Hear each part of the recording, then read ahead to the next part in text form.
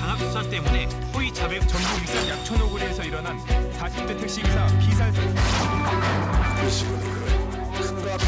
진짜네 열심히 하고 무식하게 살인 사건에 대한 재심을 청구한 겁니다. 저를 많이 묘사해 주시고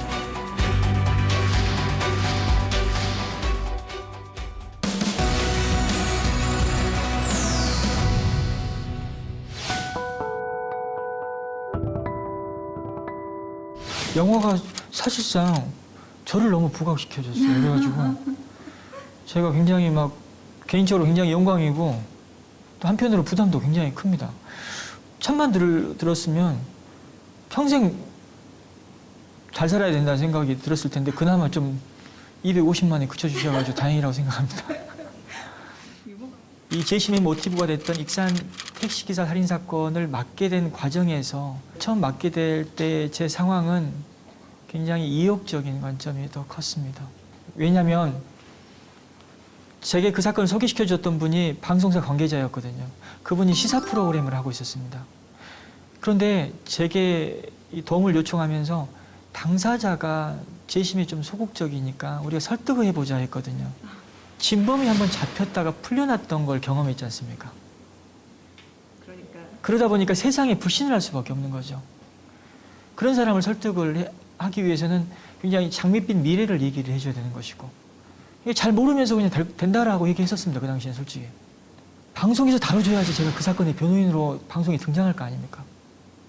그런 욕심이 컸어요. 어찌 보면 굉장히 선물이죠.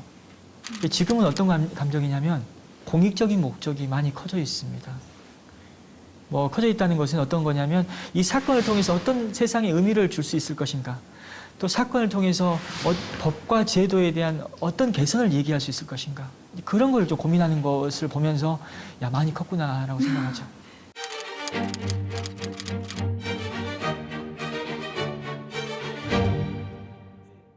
그래서 1심, 2심, 3심을 거친 재판을 다시 다투게 할 수 없는 게 원칙입니다. 그래서 재심은 일단 이례적인 제도이긴 합니다.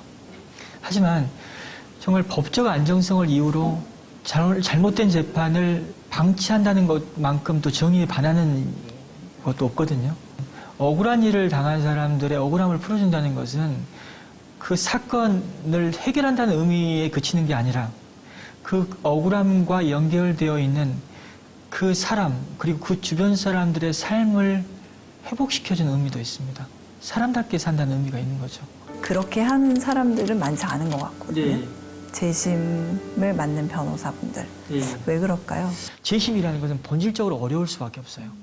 대개 억울한 사건들은 당사자의 경제적 자력이 부족한 경우가 많습니다. 그러다 보니까 변호사들의 어떤 도움을 받는 게 쉽지 않아요. 돈을 안 주는데 누가 나서려고 하겠습니까? 그러다 보니까 변호사들이 쉽게 하지 않는 영역이고, 그러다 보니까 사건 수가 없다 보니까 제도가 발전이 없는 거예요.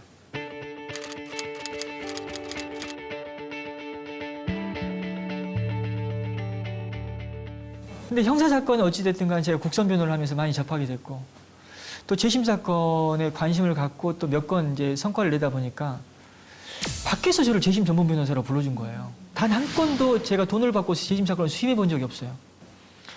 돈을 받고 사건을 수임하면 그 돈 받은 사건 먼저 처리해 줘야 되는 겁니다.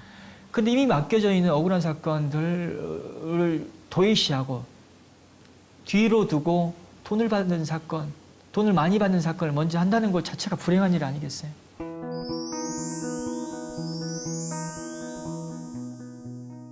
돈 되는 사건은 아예 안 하실 거예요? 안 한 지 오래됐습니다. 앞으로도 안 하실 거예요? 안 해야 되죠. 안 한다고 했으니까 안 해야 되는데 안 하고 싶어요. 안 하고 싶은데 뭔가 좀 방법이 있어야 됩니다. 그래서 좀 걱정도 많고 그래서 강연을 좀 많이 다니고 있습니다. 요즘에서.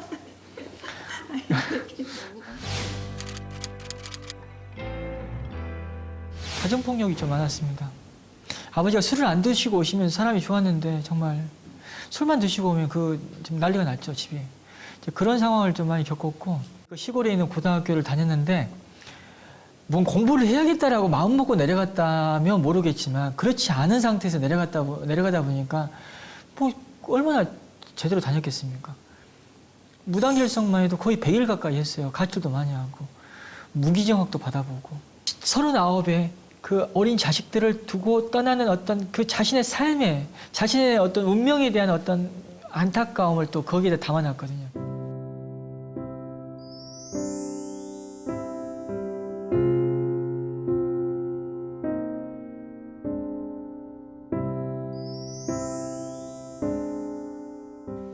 그 유서를 보고 이제 하루아침에 제가 바뀐 건 아니고요. 엄마에 대한 미안함이 있었던 것 같아요.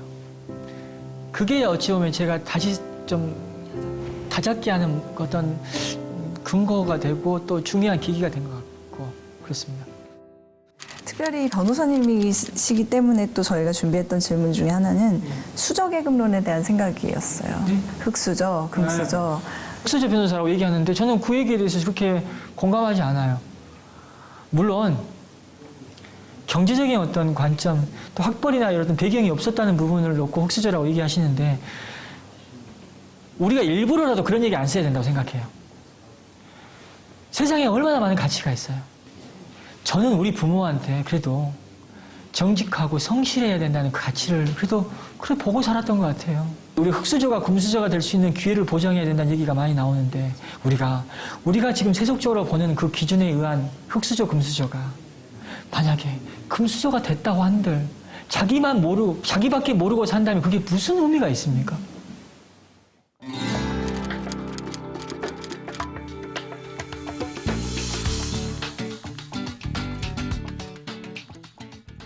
저는 학벌이 안 좋잖아요. 대학교는 딱 한 학기 다닌 게 전부거든요. 그것도 지방대. 중퇴를 했고. 또 저희 집안이 뭐 어떤 배경이, 뭐 세상에서 말하는 배경이 있는 집안이 아니고, 제가 어떤 특이한 경력이 있는 사람도 아니에요. 사법시험은 합격했죠. 근데 사법시험 합격한 사람이 얼마나 많습니까? 그럼 사건 수임하기 얼마나 어려웠겠어요. 그러다 보니까 저는 현실적인 선택을 할 수밖에 없었습니다. 사선사건이 안 들어오잖아요. 그래서 국선사건을 했었어요. 뭐 국선사건 하면서 어려운 사람 도와줘야겠다는 생각 그렇게 많이 안 했습니다. 그냥 저는 먹고 살려고 했던 거예요. 근데 국선사건을 하다 보니까 수원 노숙소녀 사건이 저한테 의미 있는 사건 들어와 버린 거예요. 이것 뒤집으면 내 인생 바뀌구나 생각했죠. 그래서 달려들었던 거예요.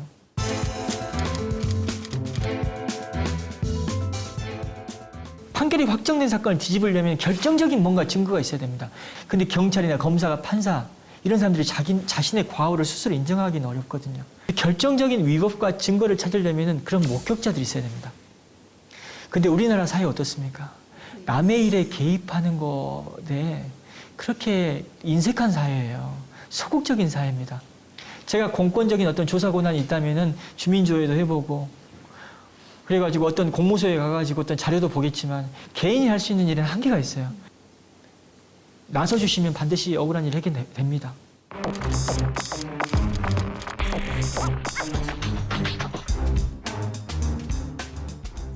좋게 생각 안 하더라고요. 그걸 검찰에서 비아냥대면서 그 얘기하는 걸 들었어요, 제가. 법원에서는 근데 상대적으로 저는 최근에 대법관님도 만났습니다. 박 변호사의 재심 활동을 보면서 판사로서 내 지난 그에서 오판에 대해서 얼마나 진지하게 고민했는지를 다시 돌아보게 된다. 그런 얘기도 들었고 판사님들이 굉장히 경계도 하시면서도 굉장히 진지하게 사건을 바라보는 계기도 된다라는 그런 말씀을 하셨거든요. 저는 뭐 그런 얘기 들을 때는 보람도 느끼기도 하고 그걸 경계합니다, 많이. 왜냐하면 제가 재심을 통해서 어떤 정의를 실현했다라는 얘기를 듣고 또 격려를 받는 것도 좋지만 한편으로는 사법 전반에 대한 불신으로 얘기되고 또 그런 불신 사례의 하나로 부각되는 것은 저는 바라지 않는 거거든요.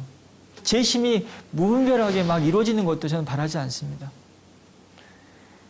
왜냐하면 사법 절차 내에서 1, 2, 3심 신급 제도 하에서 억울함을 풀어야 되는 것은 어찌 보면 권리에 잠자지 않아야 될 어떤 시민들의 어떤 의무이기도 합니다.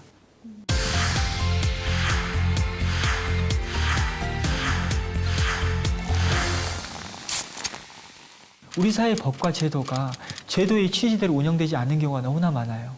일례로 우리 헌법상 진술거부권 제도가 있습니다. 진술거부권이 뭐냐면 불리한 진술을 하지 않아도 된다라는 겁니다. 근데 실제로 그 방어권이 취약한 사람들이 진술거부권을 행사할 수 있습니까? 미성년자나 가출 청소년, 장애인, 노숙자 이런 분들이 수사받는 과정에서 저 진술 거부하겠습니다라고 얘기할 수 없는 거거든요.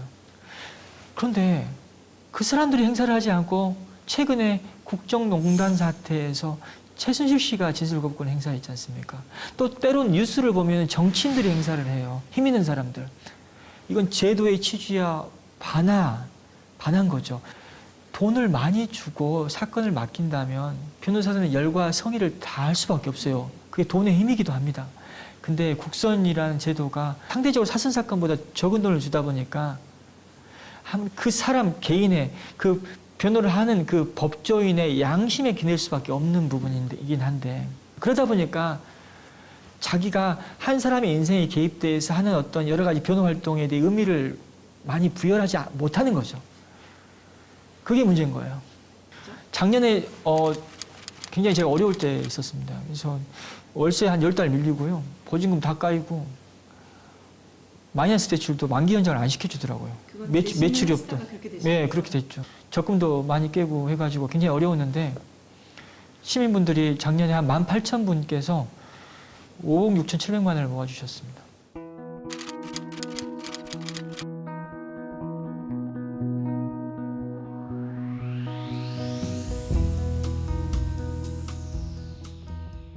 제가 한때는 어떤 생각도 가졌냐면 정말 어려울 때는 일을 하려고 의자에 앉아서 이게 서면을 쓸 때도 눈물 날 때 있어요. 많이 울었어요. 그래서 그때 뭘 느꼈냐면 만약에 내가 가족이 없었으면 어떨까?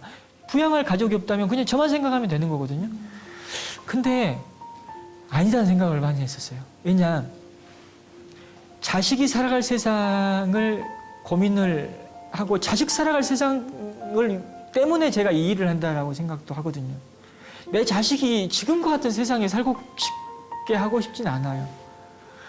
너무 지금 우리 사회가 너무 이욕적이고 무력적이고 또 끼리끼리 결합돼서 경계를 쌓으려고 하고 그런 사회에 살게끔 한다는 것은 불행하잖아요. 그냥 좀 부모로서 기성세대로서 더 노력해서 아이가 그래도 좀 함께 사는 세상에 살게끔 해주는 것도 필요하다. 그게 저한테는 어찌 보면 큰 가치입니다.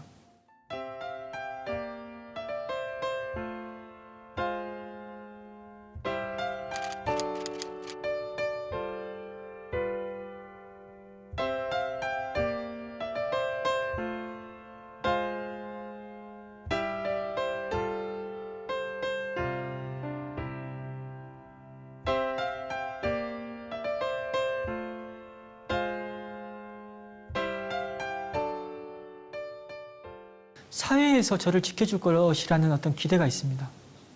세상에 정의를 갈망하고 또 옳은 일을 한다는 것에 대해 응원을 보내주시는 시선이 참 많아요.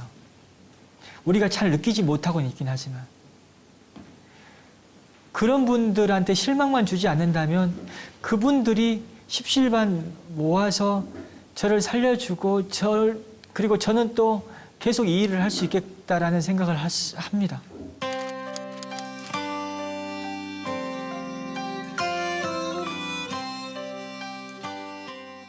제가 생각하는 정의에 대해서 이렇게 결론을 내릴 때가 많아요. 정의는 실천이다. 왜냐하면 우리 사회에서 우리 시민들 대부분 옳은 게 뭔지는 다 알아요. 대부분 알아요. 근데 그걸 얼마나 실천하느냐에 따라서 세상이 바뀌는 거거든요. 우리 알고만 있다는 것은 그것은 정적이고 그냥 머물러 있는 것에 불과합니다. 실천이 필요하다. 왜냐? 실천이 덜 됐기 때문에 안 바뀌었다고 생각하거든요. 법치주의라는 것은 국가 권력이 법에 따라서 세상을 지배해야 된다는 게 법치주의이지 않습니까? 근데 권력적인 관점에서 그렇지만 또 법치주의라는 것은 비권력적인 개인 사생활의 관계에서도 법대로 하자. 근데 이 부분에 있어서는 우리가 좀 경계할 부분이 있다. 모든 일을 법대로 한다는 게 우리가 과연 사람다운 세상에서 살게끔 만드는 것인가? 그리고 판사, 검사, 경찰 수사의 제한이 있는데 모든 사건을 고소하고 법적으로 해결하려는 이것 자체가 과연 우리 사회 발전을 위해서 과연 바람직한 것인가?